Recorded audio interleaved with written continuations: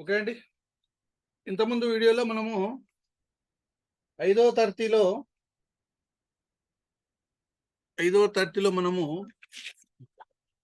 Salar Jung museum వరకు తెలుసుకున్నాము. తర్వాత ప్యారా హైదరాబాద్ గురించి కూడా తెలుసుకోవడము జరిగింది. ప్యారా హైదరాబాదు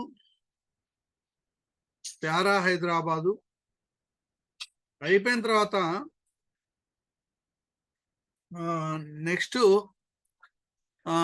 నీడ ఖరీదు కథ అనేటువంటి పాఠ్యాంశం అనేటువంటిది మనకి ఇక్కడ ఉన్నది. నీడ ఖరీదు అనేటువంటి పాఠ్యాంశము. నీడ ఖరీదు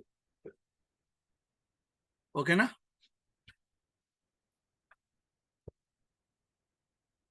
నీడ ఖరీదు. ఈ నీడ ఖరీదు అనేటువంటి ప్రక్రియ అనేటువంటిది కథ. ఇతివృత్తము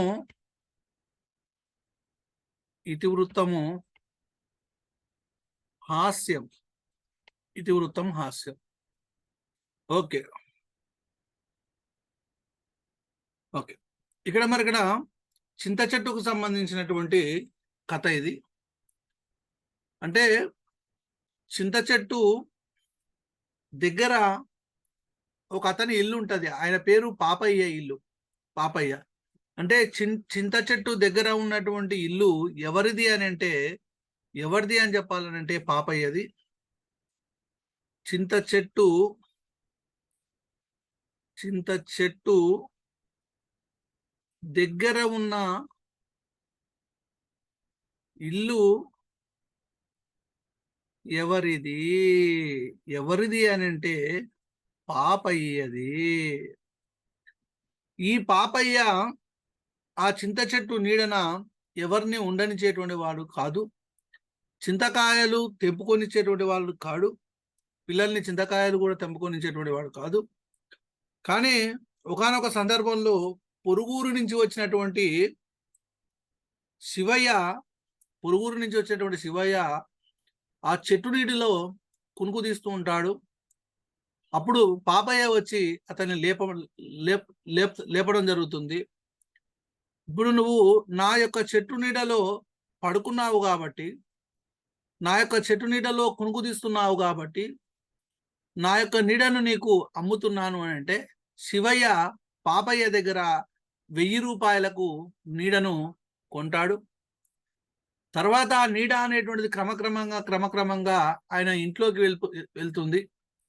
1000 రూపాయలకు నీడను కొన్నాడు కాబట్టి ఇంట్లోకి వెళ్ళిన తర్వాత ఆ నీడలో అయినా పోయి పడుకొని ఉంటే నువ్వు నా ఇంట్లోకి ఎందుకు వచ్చినావని అంటే నా నీడ నా ఇష్టం అనేటువంటిది ఇద్దరి మధ్యలో వాగ్వివాదం అనేటువంటిది కావడము జరుగుతుంది. చివరికి మరి ఈ పాపయ్య అనేటువంటి ఆయన ఊరి పెద్దకు ఫిర్యాదు కూడా చేయడము జరుగుతుంది.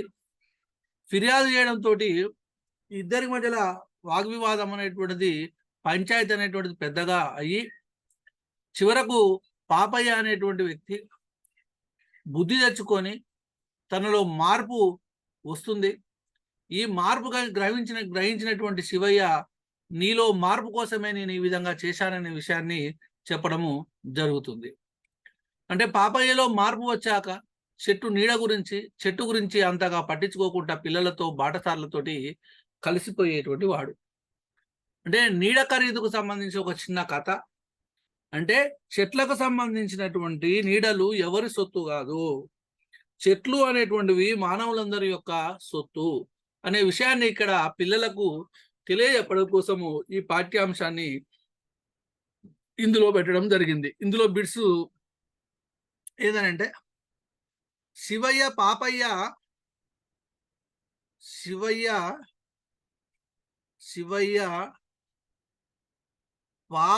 దగ్గర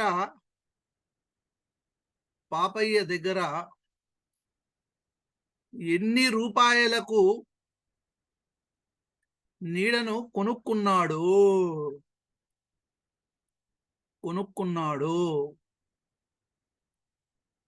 అంటే రూపాయలు 1000కి కొనుక్కున్నాడు. ఓకేనా? ఇక్కడ ఉన్నటువంటివి 2 బిట్లు. మరి ఇందులో ఈ పాఠ్యాంశం తర్వాత మనకు కొన్ని వ్యాకరణాంశాలకు సంబంధించినటువంటి బిట్స్ అనేటువంటివి ఉన్నాయి. భాషాంశాలకు సంబంధించినటువంటి అంశాలు అనేటువంటివి ఉన్నాయి. ఏమిటి అని చూసినట్లయితే ఇక్కడ క్రియారహిత వాక్యాల గురించి ఉన్నాయి. క్రియాపదము లేకున్నా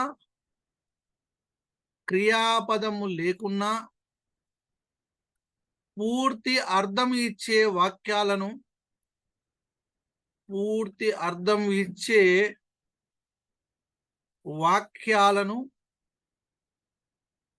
క్రియారహిత వాక్యాలు అంటారు.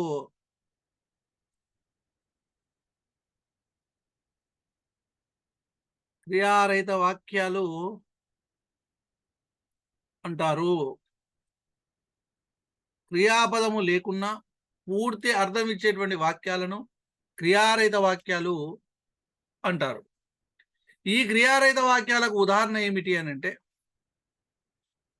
ఏమిటంటే సీతయ్య అమాయకుడు. ఇందులో క్రియ లేదు కాబట్టి ఇది క్రియారహిత వాక్యం. మా ఊరు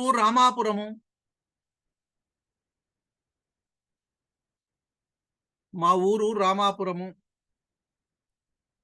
శ్రీనాథుడు గొప్ప కవి.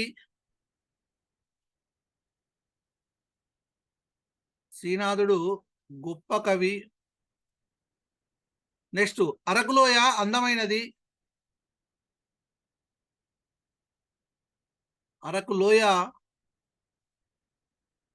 అందమైనది. ఇవన్నీ క్రియారహిత వాక్యాలు. క్రియాపదం లేకున్నా పూర్తి అర్థం ఇచ్చేటువంటి వాక్యాలను ఏమంటారు అని అంటే క్రియారహిత వాక్యాలు అని అంటారు. ఓకేనా? రైట్. తర్వాత నీడ ఖరీదు అనేటువంటి పాఠ్యాంశం తర్వాత ఇంకా కొన్ని భాషాంశాలకు సంబంధించి అసమాపక క్రియలు అనేటువంటివి ఉన్నాయి. వాక్య భావాన్ని పూర్తిగా తెలుపనటువంటి క్రియాపదాలను అసమాపక క్రియలు అని అంటారు. ఇవి కూడా మళ్ళా క్రియ చెప్పేటప్పుడు వాక్యం చెప్పడం మళ్ళీ చెప్తాను కాబట్టి ఇక్కడ అవసరము లేదండి. ఓకేనా? తర్వాత ఉన్నటువంటి పాఠ్యాంశం పేరు చెరువు. తర్వాత ఉన్నటువంటి పాఠ్యాంశం పేరు ఏం పేరు అని అంటే చెరువు.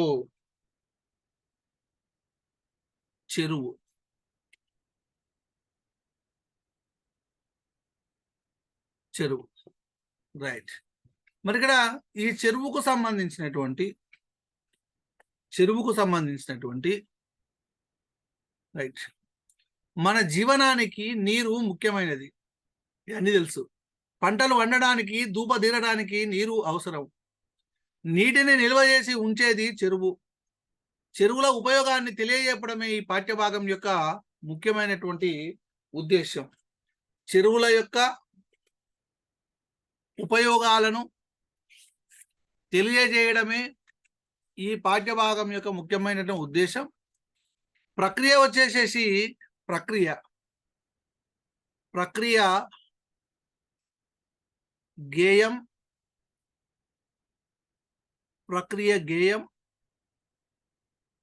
ఇతివృత్తం వచ్చేసేసి పర్యావరణం.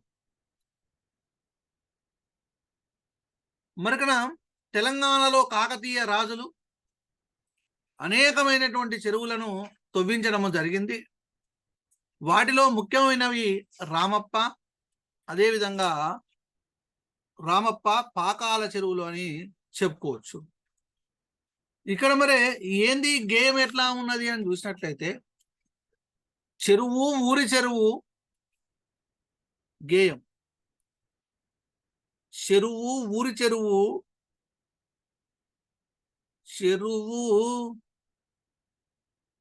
ఊరి చెరువు,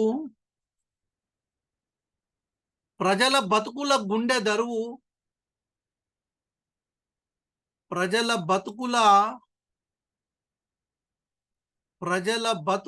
గుండె దరువు. చెరువు, ఊరి చెరువు, ప్రజల బతుకుల గుండె దరువు, పంట గుండు మునిగి అలుగు పారిందంటే ఏడాది పొడుగుత ఉండదిక కరువు అని చెరువు గురించి పాడడం జరిగింది. మరి ఎట్లా వాడాలో నాకు ఇది తెలవట్లేదు. అంటే గేమ్ అనేటువంటిది ముఖ్యంగా తెలుసుకుంటే సరిపోతుంది. చెరువులు నిండడం వల్ల పంటలు పండుతాయి, ఊరు కలకల్లాడుతుంది, చేతి ఉత్తుల వారికి చేతి నిండా పని దొరుకుతుంది. చెరువులు ఒకదానికొకటి అనుసంధానం ఉన్నట్లు మరొక చెరువు ఉన్నది, వీటినే గొలుసు చెరువులు అని అంటారు. ఇది ఇంపార్టెంట్ బిట్టు. చెరువు ఒకదానికి అనుసంధానం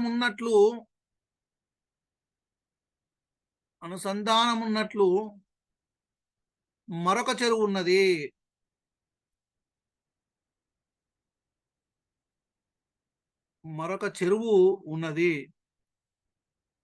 వీటినే గొలుసు చెరువులు అంటారు.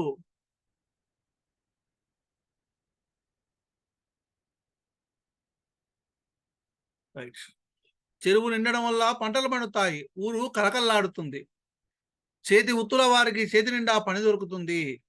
ఇదంతా చెరువు మంచుకుంటే మనం మంచుకుంటాము అనేటువంటిది ఇక్కడ చెరువు పాఠ్యాంశం సంబంధించినటువంటి అంశాలను ఇవ్వడము జరిగింది. చెరువు గురించి, చెరువు మా ఊరి చెరువు అది కాదు, సంతో మా ఊరి సంత, వారానికోసారి జోరుగా సాగేటి సంతో మా ఊరి సంత.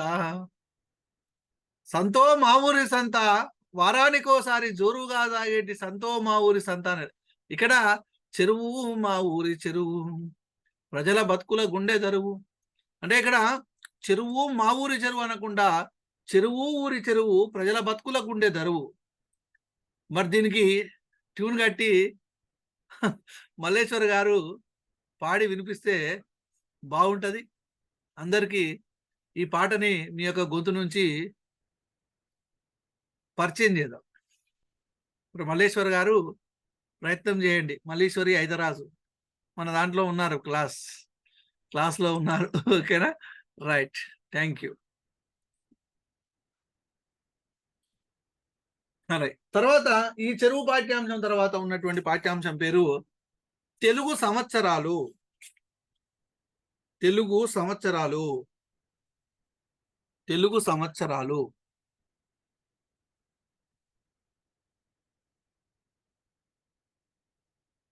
తెలుగు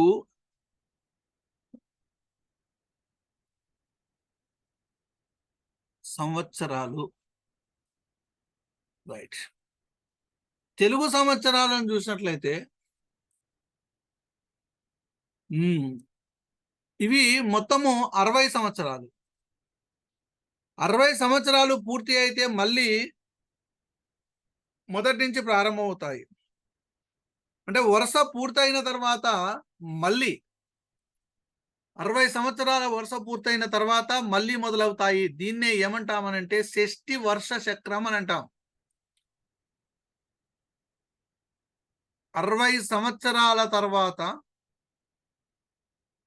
60 సంవత్సరాల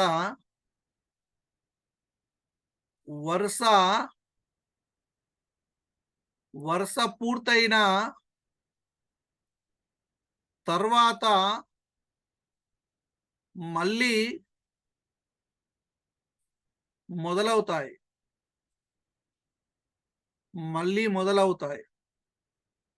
దీనినే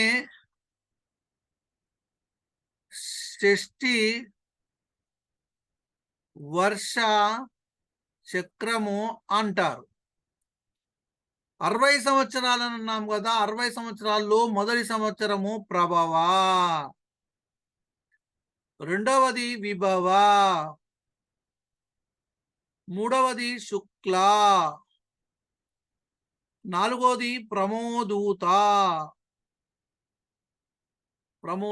ఇట్లా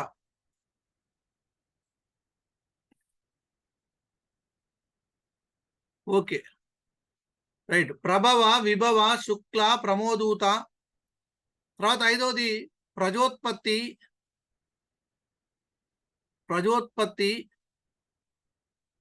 6, 7 ఇట్లా ఉన్నాయి. నేను ఇవి గ్రూప్ లో పెడతాను సంవత్సరాలు, అవి చదువుకోండి మీరు. ఓకేనా? లాస్ట్ చివరిది ఏంటంటే 60ది అక్షయ. 60ది అక్షయ.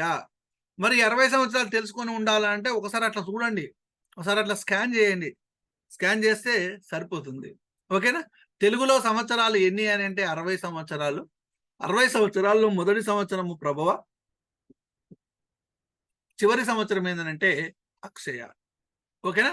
ఇవి తెలుగు సంవత్సరాలు. తర్వాత తెలుగు సంవత్సరాల తర్వాత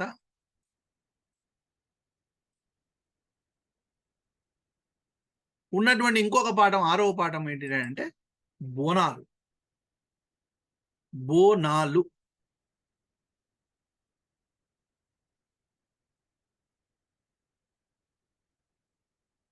బోనాలు. మన పండుగలు మన సంస్కృతిని తెలుపుతాయి. మన పండుగలు మన సంస్కృతిని తెలుపుతాయి. మన పండుగలు మన సంస్కృతిని తెలుపుతాయి. రైట్. తెలంగాణ ప్రజల సంస్కృతిని ప్రతిబింబించే పండుగలలో బోనాల పండుగ ఒకటి. మరి ఈ పండుగలో పూజించేటువంటి దేవతలు ఎవరు అని అంటే, ఈ పండుగలో పూజించే దేవతలు గ్రామ దేవతలు.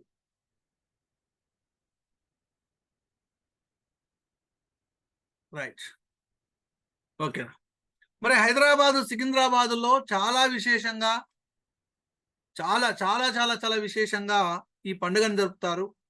మరి సికింద్రాబాదులో జరిగేటువంటి బోనాల పండుగను ఏమంటారు అని అంటే, సికింద్రాబాదులో జరిగేటువంటి బోనాల పండుగకు ఏమని పేరు అని అంటే లష్కర్ బోనాలు అని పేరు. లష్కర్. లష్కర్ అనేటువంటిది ఉర్దూ పదం. ఉర్దూ పదం. లష్కర్ అని అంటే సైనికులు గుడారాలు వేసుకొని నివసించేటువంటి ప్రాంతాన్ని ఉర్దూలో లష్కర్ అంటారు. సైనిక గుడారాలు ఉన్న ప్రాంతం. సైనిక గుడారాలు ఉన్న ప్రాంతం. సైనిక గుడారాలు ఉన్న ప్రాంతం లష్కర్ అని అంటే. పూర్వము ఈ ప్రాంతంలో సైనికులు గుడారాలు వేసుకొని నివసించేటువంటి వాళ్ళంట, ఉండేటువంటి వాళ్ళంట, కాపలా కాసేటువంటి వాళ్ళు. సైనికులు గుడారాలు వేసుకొని నివసించేటువంటి ప్రాంతాన్ని లష్కర్ అనేటువంటి వాళ్ళు. కాబట్టి ఆ ప్రాంతంలో తీసేటువంటి బోనాలకు ఏమని పేరు అని అంటే లష్కర్ బోనాలు అనేటువంటి పేరు వచ్చింది. మరి ఇక్కడ బోనాల పండుగ అనేటువంటిది ఏ మాసంలో ప్రారంభిస్తారు? ఏమైందమ్మా సువర్ణ? రైట్. బోనాల పండుగ అనేటువంటిది ఏ మాసంలో ప్రారంభిస్తారు? ఆషాఢ మాసంలో. ఆషాఢ మాసంలో ఈ పండుగను ఆషాఢ మాసంలో ప్రారంభించి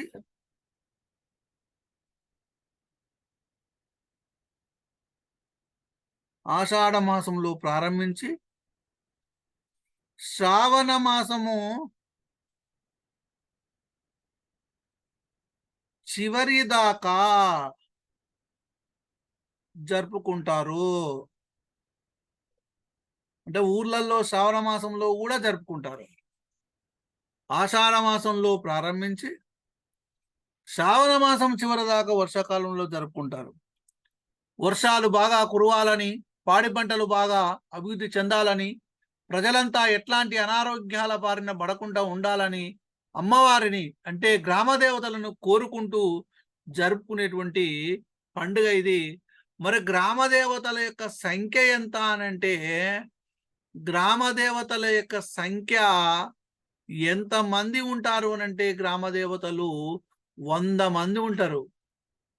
ఎల్లమ్మ, పుల్లమ్మ, పోచమ్మ, పోలేరమ్మ, మల్లమ్మ, మైసమ్మ, మారమ్మ, పినదేవర, అంకలమ్మ, డొక్కలమ్మ, ఇట్లా అనేక మంది దేవతలు అనేటువంటి వాళ్ళు ఉంటారు. 100 మంది ఉంటారు.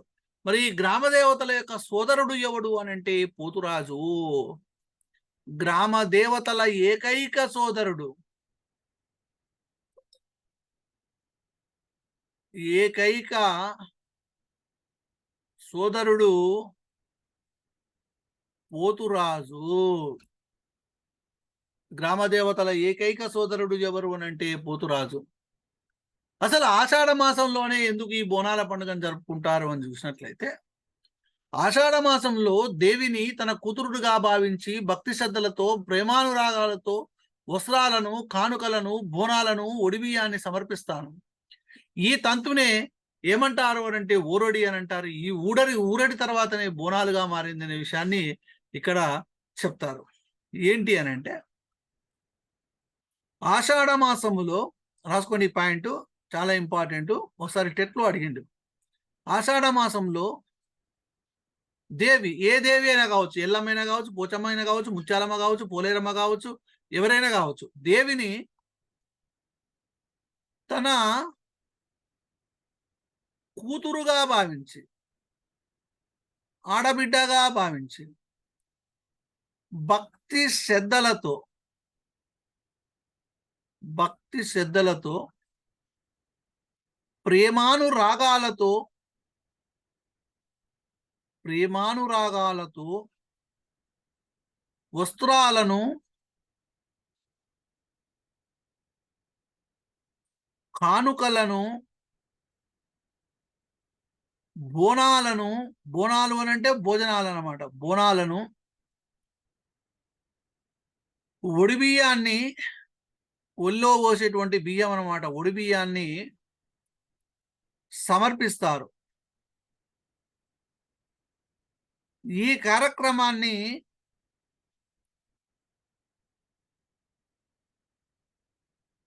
ఈ కార్యక్రమాన్ని ఏమంటారు అని అంటే ఊరడి అని అంటారు. ఊర్లో ఉన్నటువంటి వాళ్ళందరూ కలిసి చేసేటువంటి కార్యక్రమం కాబట్టి దీనికి ఏమని పేరు అని అంటే ఊరడి అని పేరు. ఈ ఊరడి తర్వాతనే బోనాల పండుగగా మారిపోయింది. ఓకేనా? ఆషాఢ మాసంలో దేవిని తన కూతురుగా భావించి భక్తి శ్రద్ధలతోటి ప్రేమానురాగాలతోటి వస్త్రాలను, కానుకలను, బోనాలను, ఒడిబియ్యాన్ని సమర్పిస్తారు. ఈ కార్యక్రమాన్ని ఏమంటారు అని అంటే ఊరడి అని అంటారు. ఓకేనా? తర్వాత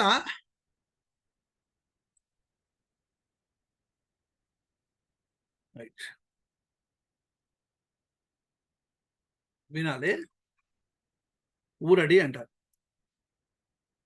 పండుగ నాడు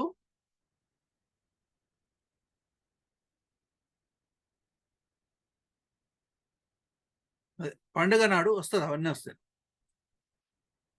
పండుగ నాడు గుడిలో అమ్మవారి విగ్రహం ముందు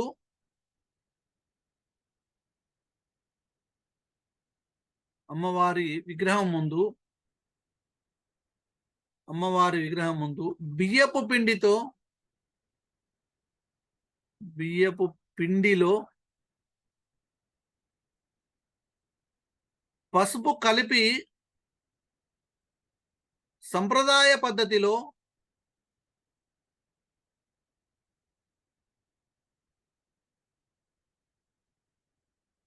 నిష్ఠతో పటం వేస్తారు.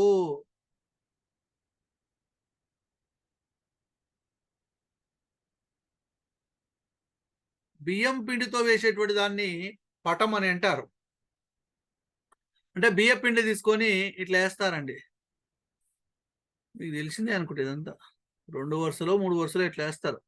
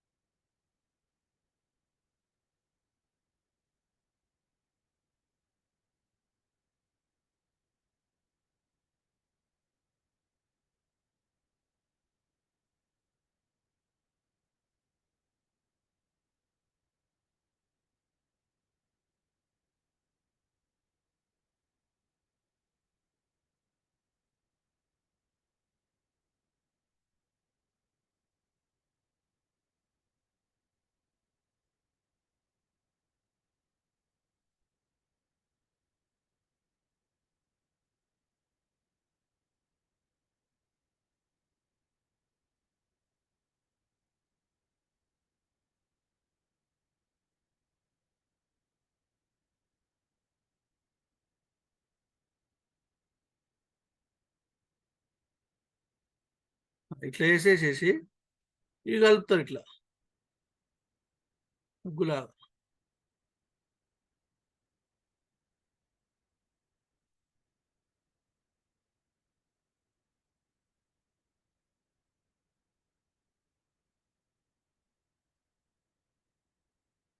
ఇది పటం వేయడం అని అంటారు. ఓకే, ఇదంతా బియ్య పిండితో వేస్తారు. బియ్య పిండి పసుపు కలిపి సంప్రదాయ పద్ధతిలో నిష్ఠతోటి పటం వేయడము జరుగుతుంది. రైట్. మరి ఇక్కడ బోనం, బోనం అంటే భోజనం అని అర్థం. బోనాలు బోనాలు అని అంటున్నారు కదా, బోనం అనేటువంటి పదం ఎక్కడి నుంచి ఉద్భవించిందని అంటే భోజనము అనేటువంటి సంస్కృత పదం నుంచి, భోజనం అనేటువంటి సంస్కృత పదం నుంచి ఉద్భవించింది. భోజనం అనేటువంటి సంస్కృత పదం నుంచి ఉద్భవించింది. సంస్కృత పదం నుంచి ఉద్భవించింది. బోనం అని అంటే భోజనం. అదేవిధంగా బోనానికి ఇంకొక అర్థం కూడా ఉన్నది, కుండ అనేటువంటి అర్థం కూడా ఉన్నది. మరి ఇక్కడ బోనం కుండలో పసుపు కలిపి వండినటువంటి అన్నంతో పాటు పాలు, పెరుగు, బెల్లం, అల్లం, పచ్చిపులుసు, ఆకుకూర మొదలగు వంటకాలను నైవేద్యంగా పెట్టుకొని దానిపై మరొక చిన్న కుండను పెడతారు. దాన్ని కూడా అలంకరించి దానిలో నీళ్లు పోసి అందులో కొంచెం బెల్లం, పెరుగు వేస్తారు. దీనిని ఏమంటారనంటే సాక అని అంటారు. దీనిని ఏమంటారు అని అంటే సాక అని అంటారు. సాక పెట్టడం అని అంటారు. ఎట్లా చేస్తారు ఈ సాక అని అంటే, సాక అని అంటే జాగ్రత్తగా కాన్సన్ట్రేషన్ చేయాలి. బోనము కుండ, బోనము కుండలో పసుపు కలిపి వండిన అన్నముతో పాటు, పసుపు కలిపి వండిన అన్నముతో పాటు పాలు, పెరుగు, బెల్లం, అల్లం, పచ్చిపులుసు, ఆకుకూర మొదలగు వంటకాలను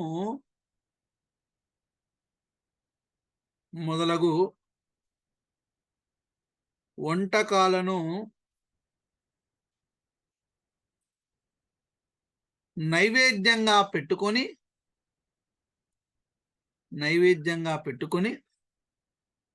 దానిపై ఒక చిన్న కుండను పెడతారు.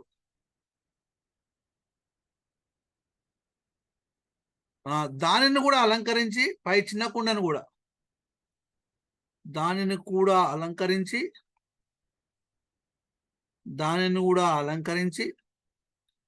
దానిలో నీళ్లు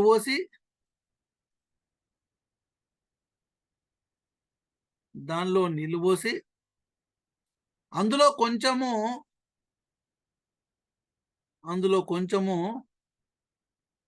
బెల్లం, పెరుగు వేస్తారు. బెల్లం, పెరుగు వేస్తారు. దీనినే ఏమంటారు అని అంటే సాక అని అంటారు. దీనినే సాక అంటారు. ఇంపార్టెంట్ బిట్ అదే, దీనినే సాక అంటారు. ఓకే. పండుగ మరుసటి రోజు పూనకం వచ్చి శివసద్దులు చేతిలో వేపమండలు పట్టుకొని జుట్టు విరవీసుకొని వచ్చి మట్టి కుండ పైన నిలబడి భవిష్యవాణి చెప్తారు. ఈ కార్యక్రమాన్ని ఏమంటారు అని అంటే రంగమెక్కుడు అని అంటారు. రంగం పండుగ అని అంటారు. అంటే ఇక్కడ మరుసటి రోజు అన్నమాట. పండుగ అంటే రెండో రోజు. బోనాల పండుగ మరుసటి రోజు.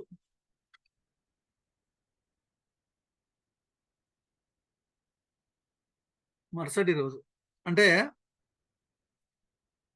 పండుగ మరుసటి రోజు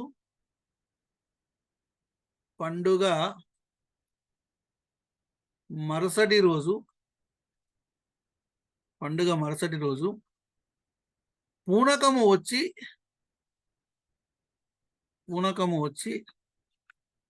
శివసత్తులు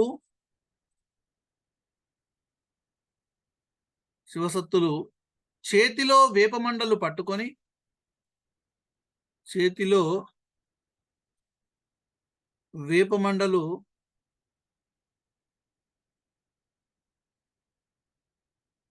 పట్టుకొని జుట్టు వీరబోసుకొని వచ్చి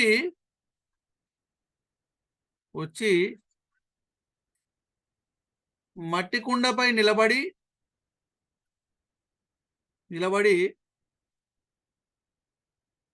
భవిష్యవాణి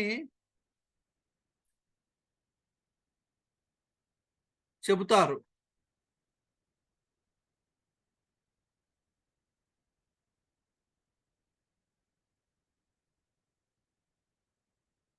ఈ కార్యక్రమాన్ని రంగమెక్కుడు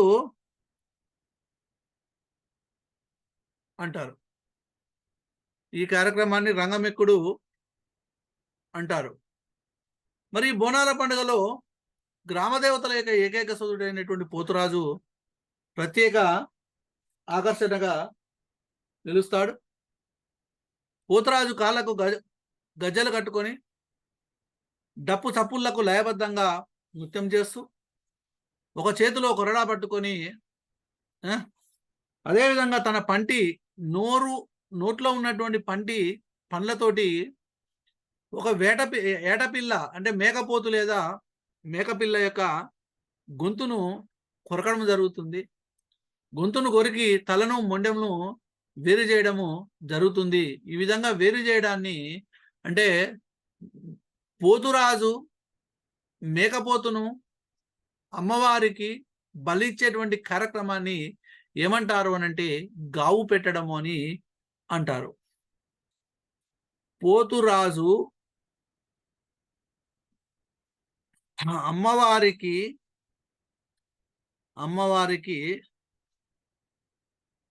మేకపోతును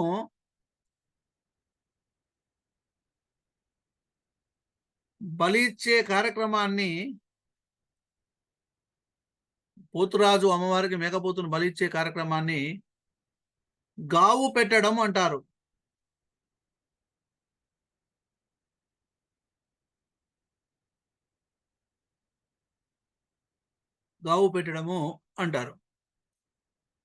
ఓకేనా, రైట్. అదేవిధంగా ఈ మాసంలోనే అమ్మవారి దేవాలయాలకు తొట్టెలతోటి గుడికి కట్టి మొక్కులు తీర్చుకుంటారు.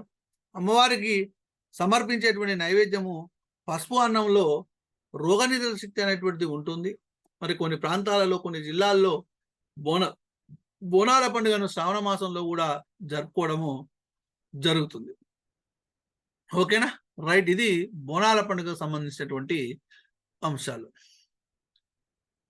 ఓకేనా, నెక్స్ట్ ఈ బోనాల పండుగలో ఘటం అని ఒకటి ఉంటుంది.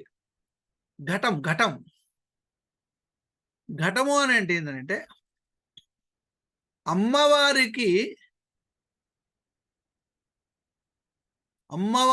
ఆకారములో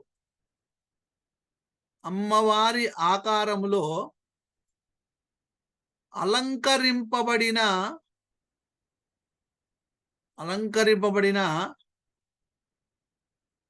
రాగి కలశానికి ఘటం అని పేరు.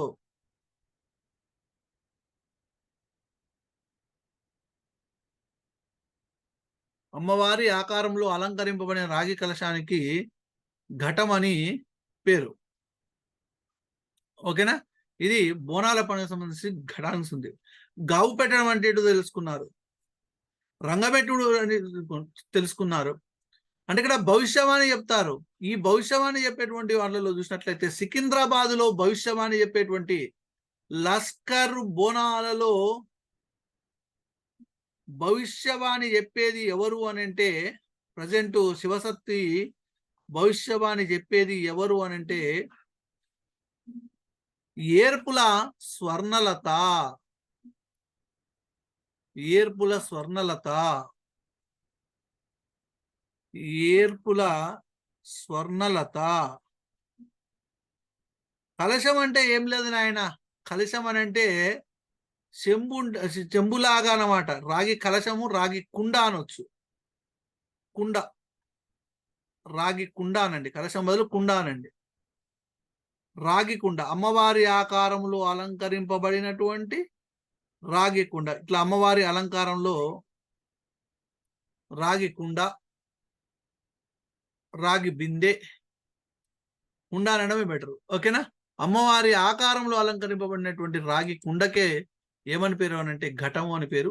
లష్కర్ బోనాలలో భవిష్యవాణి చెప్పేది ఎవరు అనంటే ఏర్పుల స్వర్ణలత. ఓకేనా? రైట్. ఇది బోనాల పండుగకు సంబంధించి. తర్వాత బోనాల పండుగ తర్వాత ఉన్నటువంటి ఇంకొక పండుగ పేరు ఏం పేరు అని అంటే పొలాల అమావాస్య. పొలాల అమావాస్య.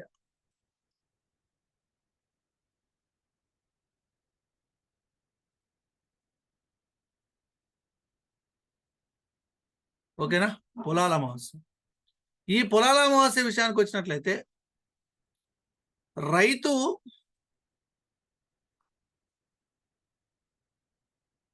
ఒక్క నిమిషం.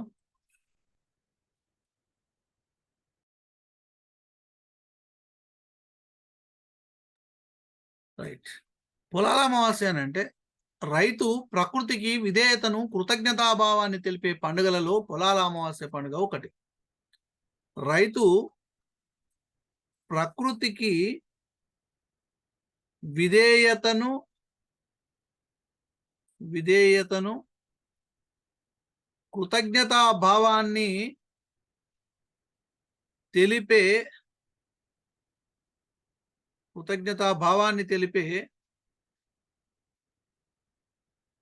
తెలిపే పండుగలలో పొలాల అమావాస్య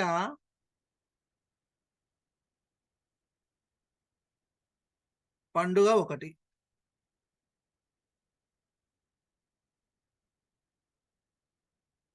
రైతు ప్రకృతికి విధేయతను, కృతజ్ఞతాభావాన్ని తెలిపే పండుగలో పొలాల అమావాస్య పండుగ ఒకటి. మరి ఈ పొలాల అమావాస్య పండుగలో ఎద్దుల సేవ అమూల్యమైనటువంటిది. వ్యవసాయంలో ఎద్దుల సేవ అమూల్యమైనటువంటిది. అందుకే ఎడ్ల రుణము తీసుకోవడానికి ప్రతి సంవత్సరం వాటిని దైవంగా భావించి పొలాల అమావాస్య రోజున వాటిని అలంకరించి నందీశ్వరునిగా భావించి పూజ చేస్తారు. ఇది శ్రావణ మాసము చివరి రోజున జరుగుతుంది. శ్రావణ మాసము చివరి రోజున ఈ పండుగ జరుగుతుంది.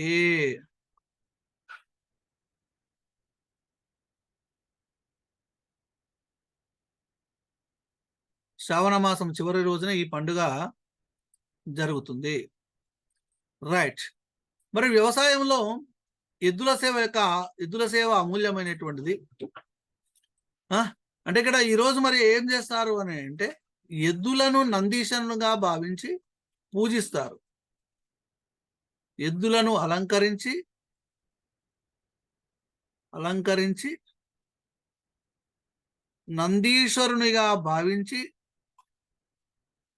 నందీశ్వరునిగా భావించి అలంకరిస్తారు. ఎద్దులను అలంకరించి అంటే ఇట్లా కూడా అనొచ్చు, పూజిస్తారనండి. ఇక్కడ లాస్ట్ది అలంకరిస్తారు కాదు కానీ పూజిస్తారు. ఎద్దులను అలంకరించి నందీశ్వరునిగా భావించి పూజిస్తారు.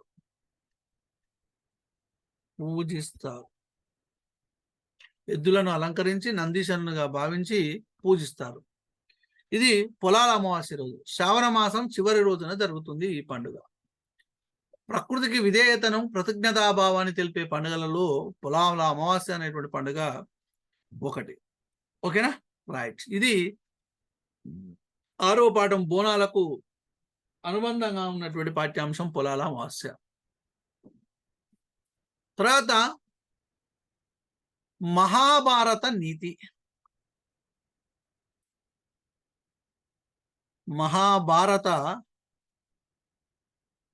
నీతి, రైట్. మహాభారత నీతి. తెలుగు భాషలో పద్యం ఒక ప్రముఖమైనటువంటి ప్రక్రియ. మహాభారతంలో మన జీవితానికి పనికి వచ్చేటువంటి ఎన్నో నీతులు ఉన్నాయి. భారతంలోని కొన్ని పద్యాలను పరిచయం చేస్తూ పిల్లలలో నైతిక విలువలను పెంపొందించడమే ఈ పాఠ్యాంశం యొక్క ముఖ్యమైనటువంటి ఉద్దేశం. మరి మహాభారతంలోని కొన్ని పద్యాలను పరిచయం చేస్తూ తెలియజెప్పడమే ఈ పాఠ్యాంశం యొక్క ముఖ్యమైనటువంటి ఉద్దేశంగా మనము చెప్పుకోవచ్చు. మరి ఏమేం పద్యాలు ఉన్నాయి ఇందులో చూసినట్లయితే, మహాభారత నీతికి సంబంధించినటువంటి మహాభారతంలో ఉన్నటువంటి పద్యాలు. తింటే గారెలు తినాలి, వింటే భారతం వినాలి అనేటువంటి ప్రసిద్ధమైనటువంటి సూక్తి. మహాభారతము మానవ స్వభావాన్ని చెప్పినటువంటి మహాకావ్యం. సంస్కృతంలో వేదవ్యాసుడు రాసినటువంటి భారతాన్ని నన్నయ్య తిక్కన ఎర్రన్లు తెలుగులోకి అనువాదం చేశారు. వీరిని కవిత్రయం అంటారు. మహాభారతంలో మన జీవితానికి పనికి వచ్చేటువంటి ఎన్నో నీతులు ఉన్నాయి. ప్రతిదీ అర్థం చేసుకొని ఆచరింపదగినది. వాటిలో కొన్నింటిని మనము చూద్దాం. ఏమిటి ఆ మహాభారత నీతికి సంబంధించి పద్యాలు ఏమేమి ఉన్నాయంటే, ఇక్కడ ఒకటి, అల్లిగిన నల్లుగక అల్లిగిన నల్లుగక ఎగ్గులు పల్లికిన పల్కిన మరి విననియట్లు ప్రతివచనంబుల్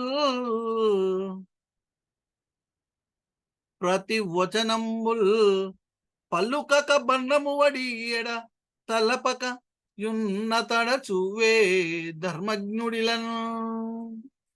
అంటే ఏం లేదండి, దీని యొక్క తాత్పర్యం ఏంటంటే, ఎవరైనా తనను కోపగించుకుంటే తాను వాళ్ళను కోపించక, దూషిస్తే విననట్లుండి ఎదురు మాట్లాడక, అవమానపడిన చింతించకుండా ఉన్నవాడే ధర్మం తెలిసినటువంటి వాడు.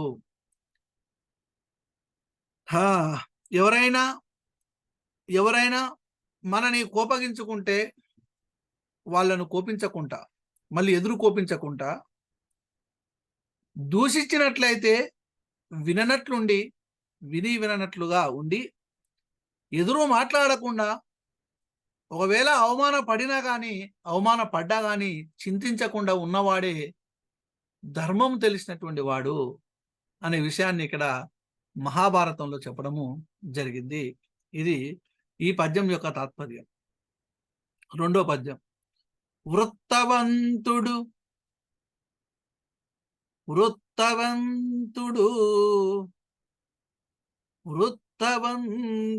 వెండియు వివిధగతులా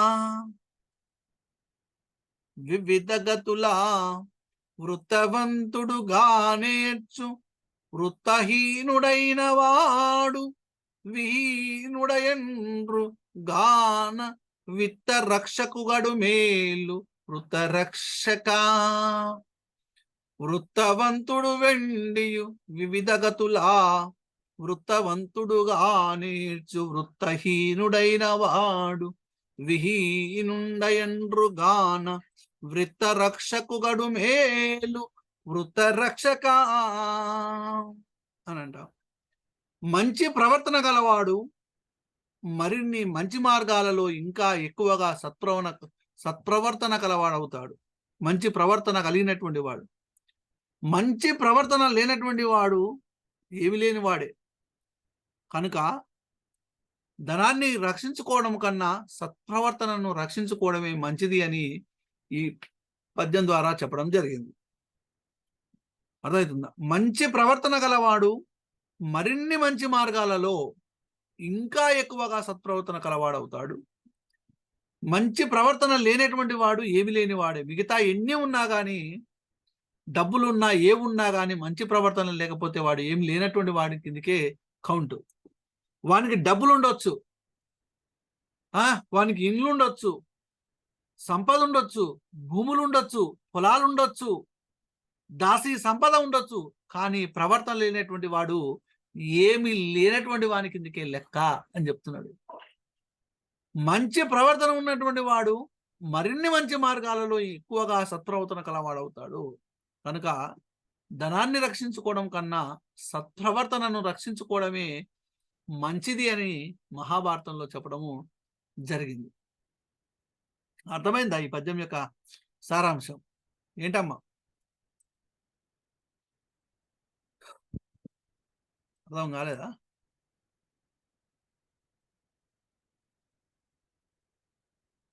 ఎస్ సార్. అయ్యో,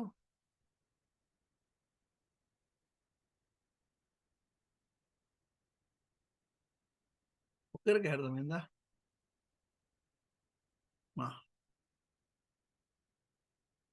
రైట్. పల్లుమరు శపదంబులు, ఇంకో పద్యం. పల్లుమరు శపదంబులు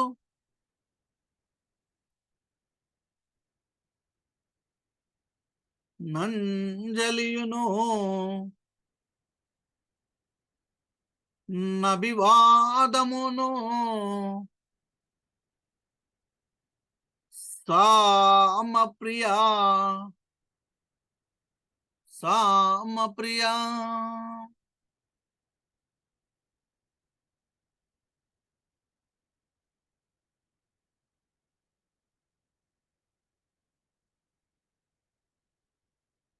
రైట్. అందరు రాసినటువంటి పద్యాలు, నన్నయ్య తిక్కన ఎర్రన్లు రాసినటువంటి పద్యాలు. కొన్ని పద్యాలు అక్కడోటి తీసుకొని చెప్పడం జరిగింది. అవి ఎవరు రాసిండో అనేటువంటిది మళ్ళీ ఇక్కడ ఏమీ ఇవ్వలేదు. ఓకే. పలుమరు శపథంబులు నంజలియును అభివాదమును సామప్రియ భాషలు మిథ్యా వినయంబులు కలయవి దుష్ట స్వభావ కాపురుషులను. దీని యొక్క అర్థం ఏంటంటే మళ్ళీ మళ్ళీ ఒట్లు పెట్టుకోవడం, ఒట్లు ప్రామిసులు చేసుకోవడం, నమస్కారం చేయడం, ఎదుటివానికి నచ్చే మాటలు మాట్లాడము, దొంగ వినయాలను ప్రదర్శించడము చెడ్డవాళ్ళ యొక్క లక్షణము. ఎక్కువగా ఇవి నీతులు అని అంటే నన్నయ్య వాటిలోనే ఉంటాయి మనకు దాదాపుగా.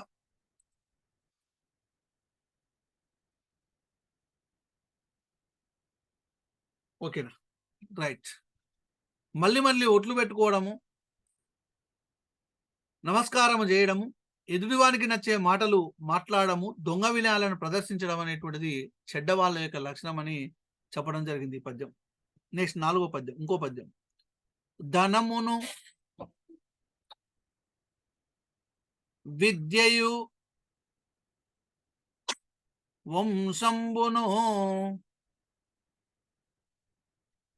వంశంబును దుర్మతులకు మదంబు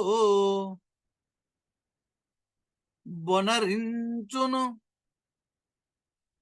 సజ్జనులైన వారి కడకువయును వినయము నివియ తెచ్చును ఉర్వినాద.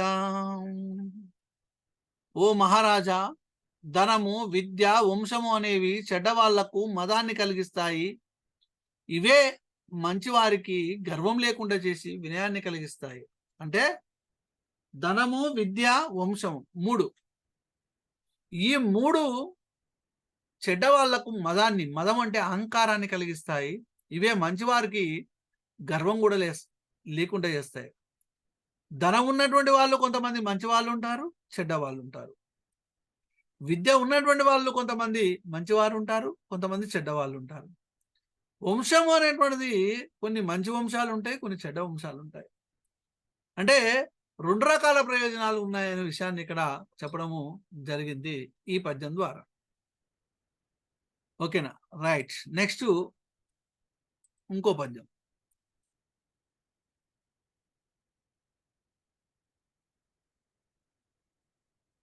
రైట్.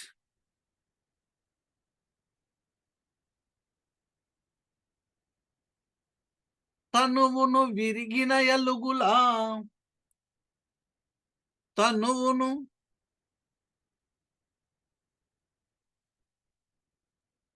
విరిగిన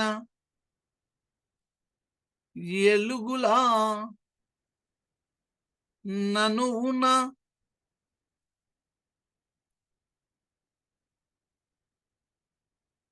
బుచ్చంగవచ్చు నతి నిష్ఠురతను మనమున నాటిన మాటలు విను ఎన్ని ఉపాయములను వెడలునే అదిపా. ఓ రాజా, శరీరంలో బాణాలు నాటుకుంటే ఏదో ఉపాయంతో వాటిని బయట తీయవచ్చు, కానీ మనసులో నాటుకున్నటువంటి మాటలు ఎన్ని ఉపాయాలతోనైనా బయటికి రావు. ఎక్సలెంట్ ఉన్నాయి చూడండి. ఓ రాజా, శరీరంలో బాణాలు నాటుకుంటే ఏదో ఉపాయంతో వాటిని బయటికి తీయవచ్చు, కానీ మనసులో నాటుకున్నటువంటి బాధలు కలిగించేటువంటి మాటలు ఎన్ని ఉపాయాలు చెప్పినా కానీ బయటికి రావండి. ఇది ఈ పద్యం యొక్క తాత్పర్యం. తర్వాత ఇంకో పద్యం. వరులేయవి యొనరించిన. మీ దగ్గర పుస్తకం ఉంటే ఇంకా బెటర్. ఉన్నాయా పుస్తకాలు? అందరి దగ్గర పెట్టుకురా, ముందర పెట్టుకురా. వరులేయవి యొనరించిన నరవరా ఎప్రియమందున ఎప్రియముందన మనంబునకగు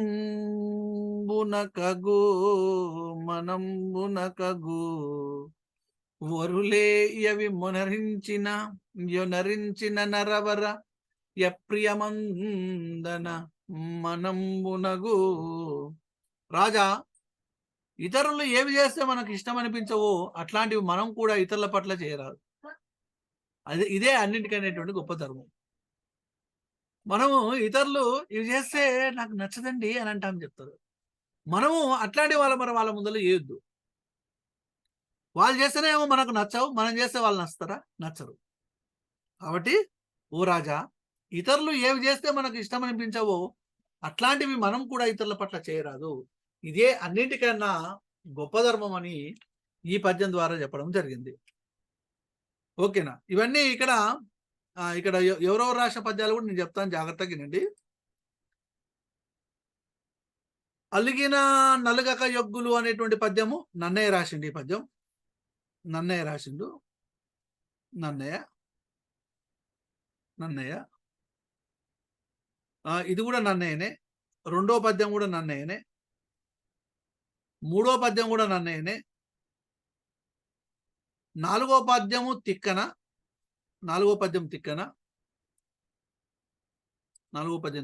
ఐదో పద్యం కూడా తిక్కననే. ఆరో పద్యం కూడా తిక్కననే.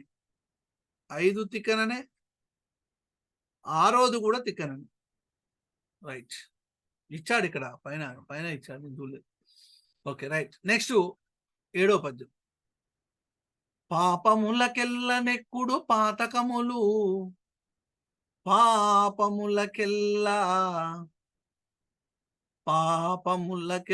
నెక్కుడు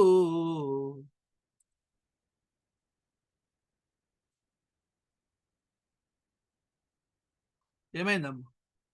ఒకటోది నన్నయ్య, రెండోది నన్నయ్య, మూడోది నన్నయ్య, నాలుగోది తిక్కన, ఐదోది తిక్కన, ఆరోది తిక్కన. రైట్. పాపములకెల్ల నెక్కుడు పాతకములు సువ్వే క్రోధ లోభంబులు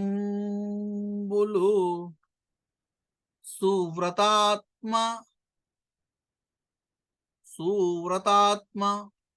పాపములకెల్ల నెక్కుడు పాతకములు సువ్వె క్రోధ లోభంబులు సువ్రతాత్మ. అన్ని పాపాల కంటే కోపము, పిసినారితనము అనేవి గొప్ప పాపములు. ఈ రెండింటిని జయించిన వాడే ధర్మాత్ముడు. ఎక్సలెంట్. అసలు అన్ని పాపాల కంటే, నువ్వు ఎన్ని పాపాలు చేసినా కానీ అన్ని పాపాల కంటే కోపము పిసినారితనము, అదేవిధంగా అత్యాశ అనేవి గొప్ప పాపములంట. ఈ రెండింటిని జయించినటువంటి వాడే ధర్మాత్ముడు అనే విషయాన్ని ఇక్కడ చెప్పడం జరిగింది. ఈ పద్యాన్ని రాసినటువంటి వాడు ఎవరు అని అంటే ఎర్రన. రైట్. నెక్స్ట్ ఇంకో పద్యం. శరణం బని వచ్చిన శరణం బని వచ్చిన శరణం బని వచ్చిన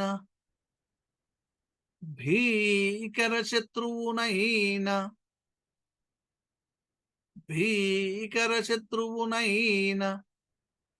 భ్రీతిగా వగవలయును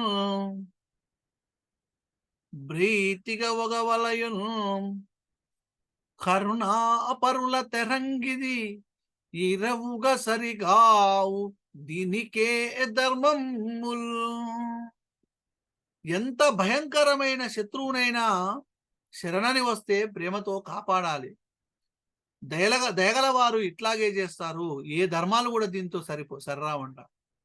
నువ్వు ఏ ధర్మం చేసినా కానీ ఆ ధర్మానికి సరిరానటువంటి పుణ్యం ఏంటంటే, నీకు భయంకరమైనటువంటి శత్రువు, నిన్ను చంపడానికి వచ్చినటువంటి శత్రువు కూడా శరణని వస్తే ప్రేమతో కాపాడాలి. దయగల వారు ఇట్నే చేస్తారు అనే విషయాన్ని చెప్పడం జరిగింది. ఇది ఈ పద్యాన్ని రాసినటువంటి వ్యక్తి ఎవరు అనంటే ఎర్రన. మంచి ప్రవర్తన లేనటువంటి వాడు ఎన్ని ఉన్నా ఏమి లేని వాడే. అవమానపడినా కానీ చింతించకుండా ఉన్నవాడే ధర్మం తెలిసినటువంటి వాడు. మనసున నాటుకున్నటువంటి మాటలు ఎన్ని ఉపాయాలతోనైనా బయటికి రావు. ఇతరులు చేయు పనులు అంటే ఇక్కడ ధనాన్ని రక్షించుకోవడం కన్నా సత్ప్రవర్తనను రక్షించుకోవడమే మంచిది. ఇట్లాంటివి గొప్ప గొప్ప అసలు సెంటెన్సెస్ ఇవన్నీ స్టేటస్ పెట్టుకోండి. ఏమైతే ఎవరన్నారు ఇది? అన్ని పాపాల కంటే కోపము పిసినారితనం అనేవి గొప్ప పాపములు. ఈ రెండింటిని జయించిన వాడే ధర్మాత్ముడు అని అన్నది ఎవరనంటే ఎర్రన. ఎంత భయంకరమైన శత్రువునైనా శరణని వస్తే ప్రేమతో కాపాడాలి. దయగలవారు ఇట్లాగే చేస్తారు. ఏ ధర్మాలు దీంతో సరిరావు. ఇదన్నది ఎవరనంటే ఎర్రన. ఇట్లా నన్నయ్య తిక్కన చెప్పినటువంటి నీతి, అదే మహాభారతంలో ఉన్నటువంటి నీతి గురించి ఇందులో తెలుసుకోవడము మనము జరిగింది. ఇది 7వ పాఠం. ఓకేనా? రైట్. తర్వాత 8వ పాఠం ఏంటంటే మనసుంటే మార్గం ఉంటుంది. మనసుంటే మార్గం ఉంటుంది. 8వ పాఠం.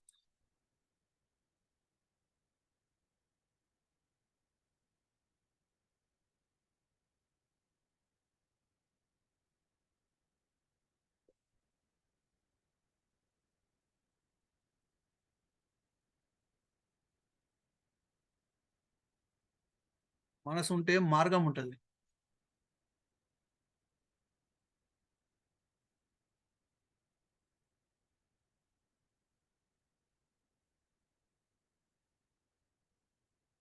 మనసుంటే మార్గం ఉంటుంది. మరి ఇక్కడ ఈ మనసుంటే మార్గం ఉంటుంది అనేటువంటి జాగ్రత్తగా వినాలి. ఈ పాఠ్యాంశం గురించి చూసినట్లయితే అవయవ లోపం ఉన్నటువంటి వాళ్ళు కూడా ఇతరులతో సమానంగా రాణించగలరని తెలపడము, వారిని చూసి ఇతరులు స్ఫూర్తి పొందాలని తెలపడమే ఈ పాఠ్యాంశం యొక్క ముఖ్యమైనటువంటి ఉద్దేశం. ఇది లేఖారచనకు సంబంధించినటువంటి అంశం అండి. మనసుంటే మార్గం ఉంటుంది అనేటువంటి దాన్ని, అంటే ప్రక్రియ విషయానికి వచ్చినట్లయితే లేఖకు సంబంధించినటువంటిది లేఖ ప్రక్రియ, లేఖ. ఇతివృత్తం విషయానికి వచ్చినట్లయితే వికలాంగుల పట్ల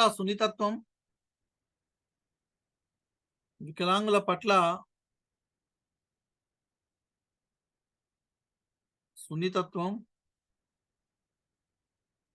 ఆత్మవిశ్వాసం. వికలాంగుల పట్ల సున్నితత్వం, ఆత్మవిశ్వాసం అనేటువంటిది ఈ పాఠ్యాంశానికి సంబంధించినటువంటి అంశం. ఓకేనా? రైట్. ఇందులో ఏం లేదండి, ఇందులో ఏం లేదు. ప్రధానమైన ఉద్దేశం ఏంటంటే అవయవ లోపం ఉన్నవాళ్ళు కూడా అవయవ లోపం ఉన్నవాళ్ళు కూడా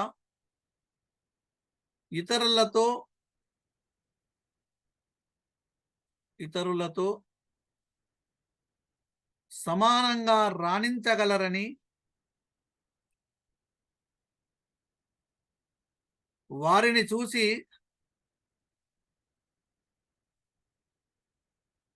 ఇతరులు స్ఫూర్తిని పొందాలని తెలపడమే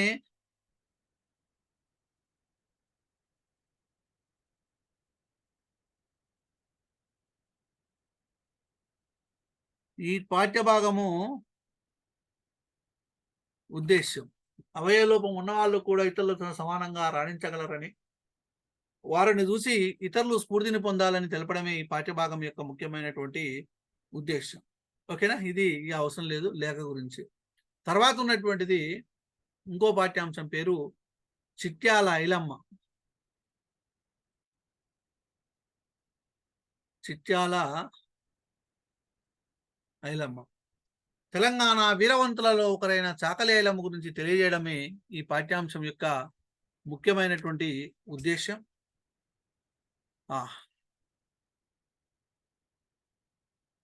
తెలంగాణ వీరవంతులలో ఒకరు.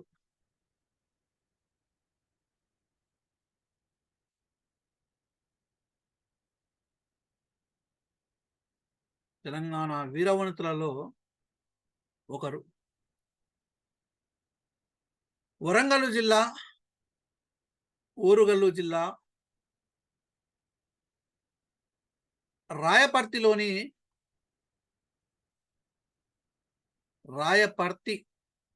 రాయపర్తికి సమీపంలో ఉన్నటువంటి కిష్టాపురంలో జన్మించింది.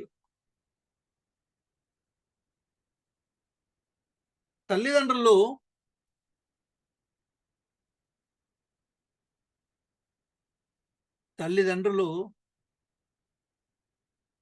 మల్లమ్మ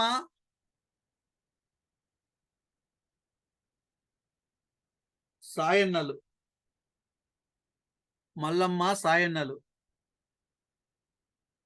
కులము రజక కులం. రజక కులం అని అంటే శాకలి కులం. 13వ సంవత్సరంలో పాలకుర్తిలోని చిట్యాల గ్రామానికి చెందినటువంటి నర్సింహుల్ని వివాహం చేస్తుంది.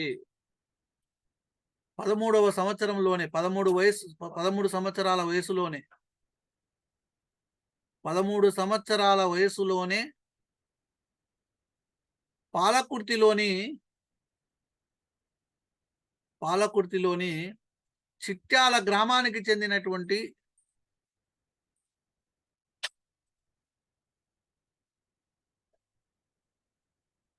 చిట్యాల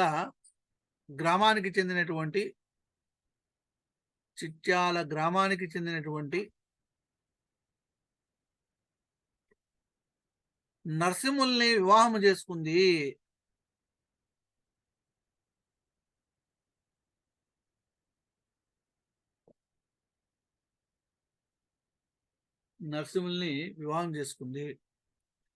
మల్లంపల్లి కొండలరావు అనే భూస్వామి దగ్గర కౌలుకి వ్యవసాయం చేసింది.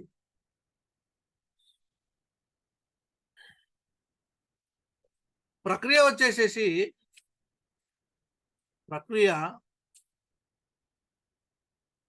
గేయం. ఇది ప్రక్రియ గేయము. ఇతివృత్తం వచ్చేసేసి స్ఫూర్తి తెలంగాణ చరిత్ర. స్ఫూర్తి తెలంగాణ చరిత్ర. ఇక్కడ మరి గేయం అని అంటున్నారు కదా సార్, గేయం అని అంటున్నారు కదా. గేయం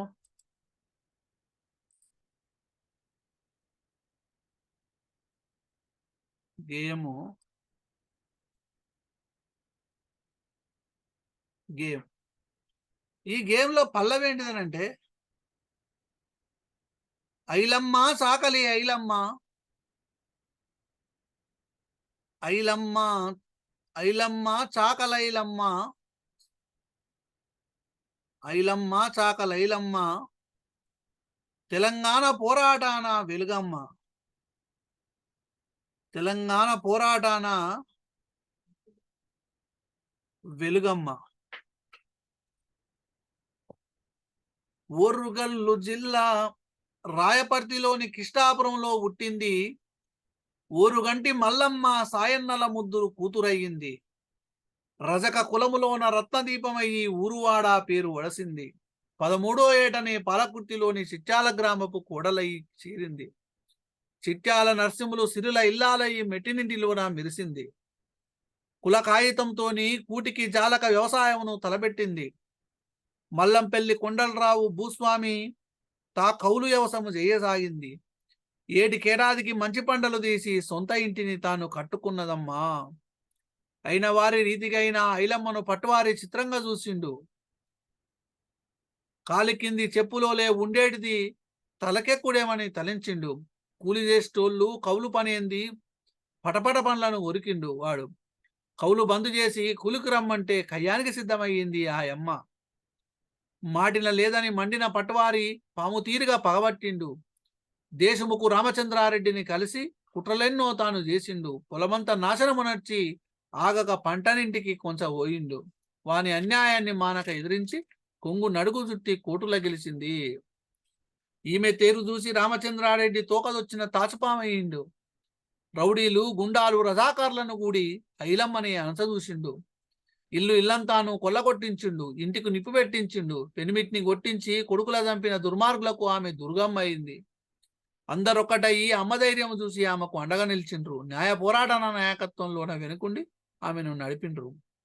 చిత్తుల మారులుగా చిత్తుగా ఓడించి కొత్త చరిత్రను రాసింది. కంటి నీటి నుండి మంటలు రేగంగా కాళికాంబగా మారి చీల్చి చెండాడింది.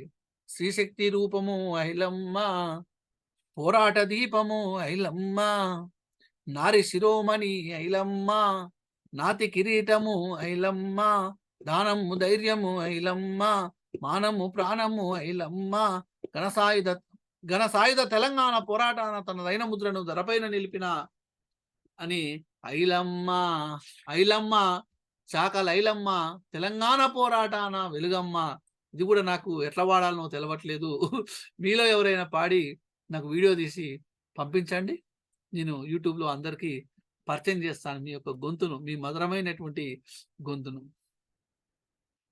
ఈ పాటని 5వ తరగతిలో తీసినట్లయితే మీకు కనపడతా ఉంటది. ఐలమ్మ చాకలైలమ్మ తెలంగాణ పోరాటాన వెలుగమ్మ. ఇది వస్తలేదు నాకు అది, ఎందుకంటే ఇది కొత్త మోడల్లో ఉంది. ఎవరైనా పాడి చూపెడితే ఒకసారి పాడితే రెండోసారికి పట్టేస్తాము. ఎందుకంటే మేము పాటగాళ్ళం కాబట్టి. అంటే ఒక వీరవనిత, తెలంగాణ వీరవంత యొక్క చరిత్ర మొత్తం ఇందులో ఉంది. అయిన వారి రీతిగా అయిన ఐలమ్మను పటవారి చిత్రంగా చూసిండు. ఊరి ఎట్లా రావాలి, పటవారి చిత్రంగా చూసిండు అని ఇట్లా కళ్ళు ఉరిమేటువంటి దాంతో రావాలి. మన సాయి చందు ఆ సమ్మక్క సారక్కల గురించి పాడతాడు పాట ఇట్లా. కాబట్టి పాడాలి. అది పాడితే నేను యూట్యూబ్లో పెట్టి మీ యొక్క గొంతును అందరికీ వినిపిస్తాను. ఓకేనా? రైట్. ఇది చాకలి ఐలమ్మ సంబంధించినటువంటి స్టోరీ. ఈమె ఎవరి దగ్గర కౌలుకు కుదిరింది అని అంటే, కౌలుకు వ్యవసాయం చేసింది అని అంటే మల్లంపల్లి కొండలరావు అనే భూస్వామి దగ్గర. మల్లంపల్లి కొండలరావు మల్లంపల్లి కొండలరావు అనే భూస్వామి దగ్గర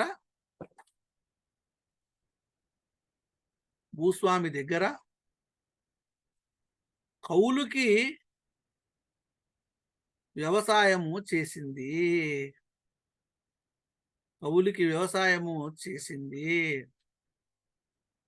కౌలు బంద్ చేసి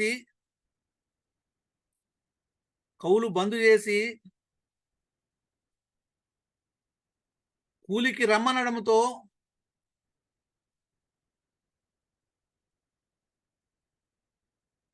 కయ్యానికి సిద్ధమైంది.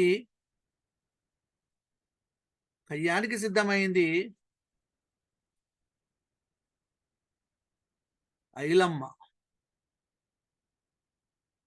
దేశముఖు రామచంద్రారెడ్డితో కలిసి ఎన్నో కుట్రలు పన్నినా కానీ కొంగు నడుముకు చుట్టి కోర్టులో గెలిచింది ఐలమ్మ. దేశముఖు రామచంద్రారెడ్డిని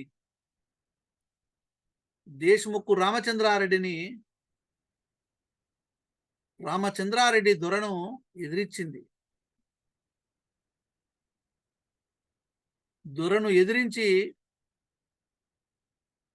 ఎదురించి కోర్టులో గెలిచింది.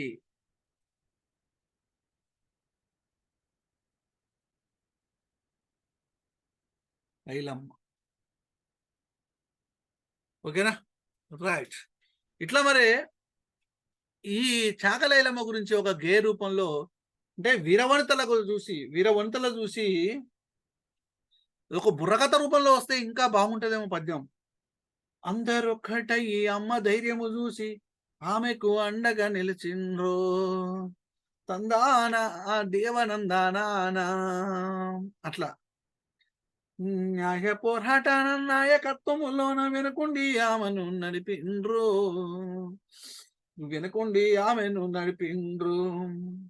జిత్తుల మారుగా చిత్తుగా ఓడించి కొత్త చరిత్రను రాసిందమ్మా.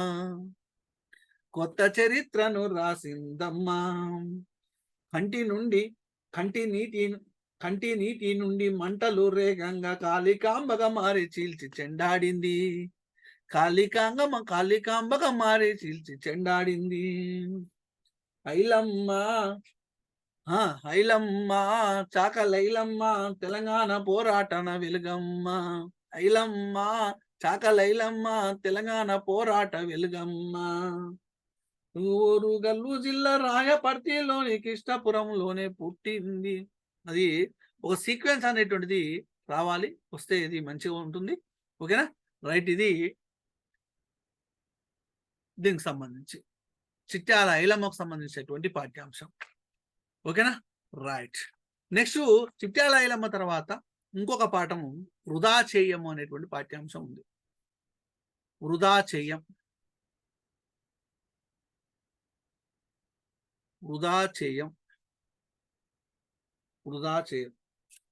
ఈ వృధా చేయము అనేటువంటి పాఠ్యాంశాన్ని చూసినట్లయితే ఇది ప్రక్రియ వచ్చేసేసి సంభాషణ.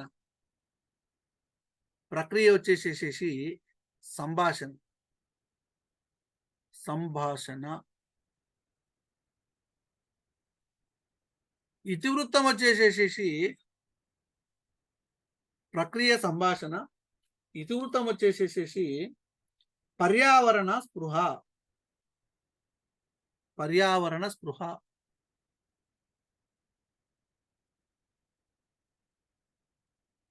రైట్. పర్యావరణ స్పృహ. ఓకేనా? రైట్. ఇది ఇతివృత్తం. ఏంది మరి ఏంటంటే నీరు విద్యుత్ వృధా గురించి అవగాహన కలిగించడమే, పోస్టర్ను పరిచయం చేయడమే ఈ పాఠ్యభాగం యొక్క ప్రధానమైన ఉద్దేశం. నీరు విద్యుత్ వృధా గురించి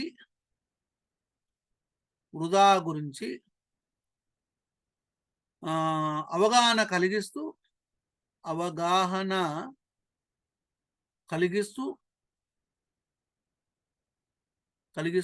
పోస్టర్ను పరిచయం చేయడమే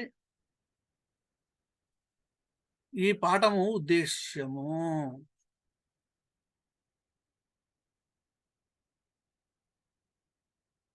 నీరు విద్యుత్ వృధా గురించి అవగాహన కలిగిస్తూ పోస్టర్ను పరిచయం చేయడమే ఈ పాఠం ఉద్దేశం.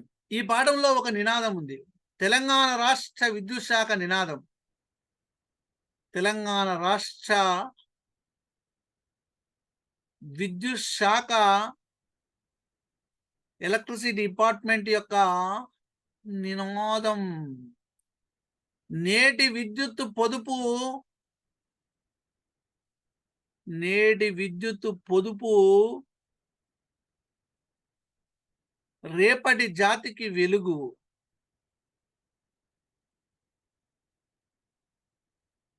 రేపటి జాతికి వెలుగు. నేటి విద్యుత్ పొదుపు రేపటి జాతికి వెలుగు. ఓకే, ఇది వృధా చేయమనేటువంటి పాఠ్యాంశానికి సంబంధించి. తర్వాత ఇంకొకటి ఉన్నది, ఇంకొక పాఠం ఉన్నది, నేటి విద్యుత్ పొదుపు రేపటి జాతికి వెలుగు. తర్వాత ఉన్నటువంటి పాఠ్యాంశం ఏంటంటే క్రిస్మస్ పండుగకు సంబంధించి. క్రిస్మస్ క్రిస్మస్ క్రిస్మస్ ప్రక్రియ వ్యాసం.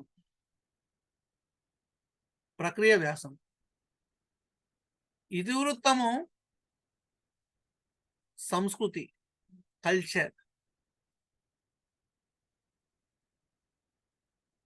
ఓకే, మరి ఏంది పండుగ గురించి అని చూసినట్లయితే, ప్రపంచవ్యాప్తంగా జరుపుకుంటున్నటువంటి పండుగలలో క్రైస్తవులకు సంబంధించినటువంటి అతిపెద్ద పండుగ క్రిస్మస్. దీన్ని డిసెంబర్ 25వ తారీఖు జరుపుకుంటారనే విషయం మీకు అందరికీ తెలిసిన ముచ్చటనే. ఈ పండుగకి ఇంకేమైనా పేర్లు ఉన్నాయని అంటే, ఎన్ని రోజుల పాటు ఈ పండుగను జరుపుకుంటారు అని అంటే, డిసెంబరు 24, 25, 26 3 తేదీలలో జరుపుకుంటారు. ఏంది 3 తేదీల్లో ఎట్లా జరుపుకుంటారు? 24వ తారీఖు ఏం చేస్తారు? 24వ తారీఖు చేసుకునేటువంటి పండుగ పేరు ఈవ్. 25వ తారీఖు చేసుకునేటువంటి పండుగ పేరు క్రిస్మస్. 26వ తారీఖు చేసుకునేటువంటి పండుగ పేరు బాక్సింగ్ డే. పండుగకు ముందు రోజు అంటే ఏంది సార్? ఇది క్రీస్తు యొక్క పుట్టినరోజు. 25 క్రీస్తు పుట్టినరోజు. ఒకటే గుర్తుపెట్టుకోండి, క్రీస్తు పుట్టినరోజు ఏమో క్రిస్మస్, కృష్ణుడు పుట్టినరోజేమో కృష్ణాష్టమి, రాముడు పుట్టినరోజేమో శ్రీరామనవమి, మహమ్మద్ ప్రవక్త పుట్టినరోజేమో మిలాదునబి. మహమ్మద్ ప్రవక్త పుట్టినటువంటి రోజును మిలాదునబి అని అంటారు. మహమ్మద్ ప్రవక్త పుట్టినరోజు రేపు 28వ తారీఖు ఈ నెల, అక్టోబర్ 28. మహమ్మద్ ప్రవక్త పుట్టినరోజు మిలాదునబి.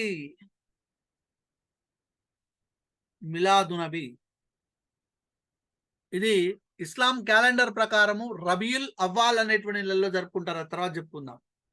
ఓకే, 24వ తారీఖు నాడు క్రీస్తు పుట్టినరోజు కంటే ముందు రోజు ఈవ్ పండుగ చేసుకుంటారు. క్రీస్తు పుట్టినరోజు క్రిస్మస్ పండుగ చేసుకుంటారు. 26వ తారీఖు బాక్సింగ్ డే అంటే గుద్దుకునే డే కాదు. క్రిస్మస్ పండుగ రోజు వచ్చినటువంటి బాక్సులను, గిఫ్ట్ బాక్సులను, బహుమతికి సంబంధించినటువంటి బాక్సులను తెరిచేటువంటి రోజు కాబట్టి దాని పేరు బాక్సింగ్ డే అనేటువంటి పేరు పెట్టారు. అర్థమైందా? ఎవరికైనా తెలుసా ఈ బాక్సింగ్ డే గురించి? క్రిస్మస్ పండుగ రోజు వచ్చినటువంటి గిఫ్ట్ బాక్సులను ఓపెన్ చేసేటువంటి రోజే బాక్సింగ్ డే, 26వ తారీఖు. మరి ఇక్కడ ఎక్కడ ఈ క్రీస్తు పుట్టినాడు? ఎక్కడ ఈ క్రీస్తు పుట్టినాడు అని చూసినట్లయితే, జీసస్ ఒక పశువుల శాలలో పశువుల మధ్య పుట్టినాడు అని చెప్తుంటారు. జీసస్ అని అంటే క్రీస్తు. జీసస్ ఒక పశువుల శాలలో, పశువుల కొట్టములో, శాలలో అనుకుంటే కొట్టములో పశువుల మధ్య పుట్టాడు.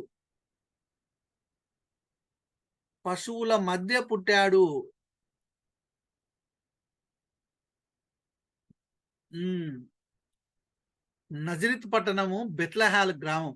Right, correct. అది నజారెత్, బెత్లెహేమ్ గ్రామంలో జన్మించడం జరిగింది. జీసస్ యొక్క తల్లి మేరీ మాత. జీసస్ తల్లి మేరీ మాత.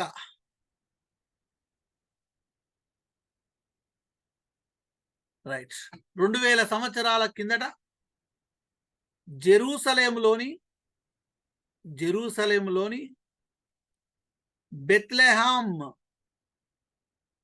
బెత్లెహేమ్లోని డిసెంబర్ 24 అర్ధరాత్రి యేసుక్రీస్తు జన్మించడము జరుగుతుంది. కావున డిసెంబర్ 25వ తారీఖున క్రిస్మస్ పండుగను జరుపుకుంటారు. క్రిస్మస్ కిందటి రాత్రి శాంతా క్లాజ్ అని అంటారు.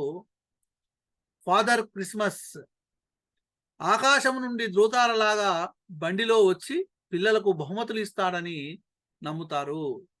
క్రిస్మస్ కిందటి రాత్రి అంతకన్నా ముందు రోజున శాంతా క్లాజ్ అంటే ఫాదర్ క్రిస్మస్ అనేటువంటి ఆయన ఆకాశం నుండి ధృవతారలాగా బండిలో వచ్చి పిల్లలకు బహుమతులు ఇచ్చి వెళ్ళిపోతాడని మరి క్రైస్తవుల యొక్క నమ్మకం.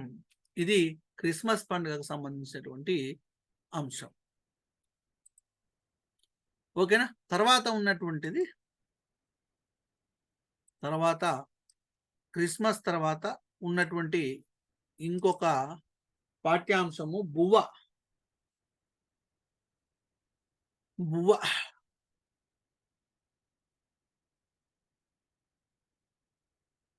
బువ్వ బువ్వ రైట్.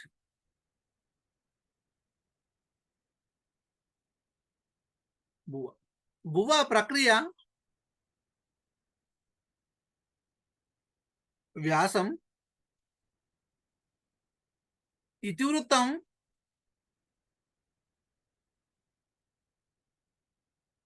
శ్రమ సౌందర్యము.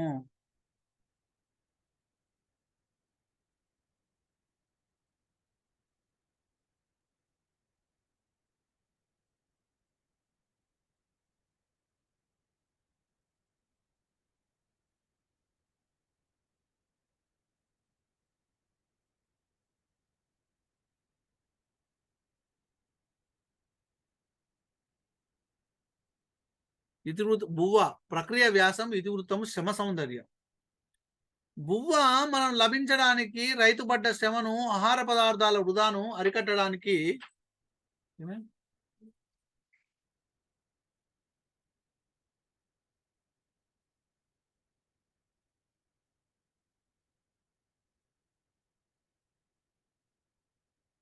ఒక నిమిషం, మళ్ళీ ఒక 5 minutes బ్రేక్ తీసుకోండి. బ్రేక్ తర్వాత మళ్ళీ కంటిన్యూ.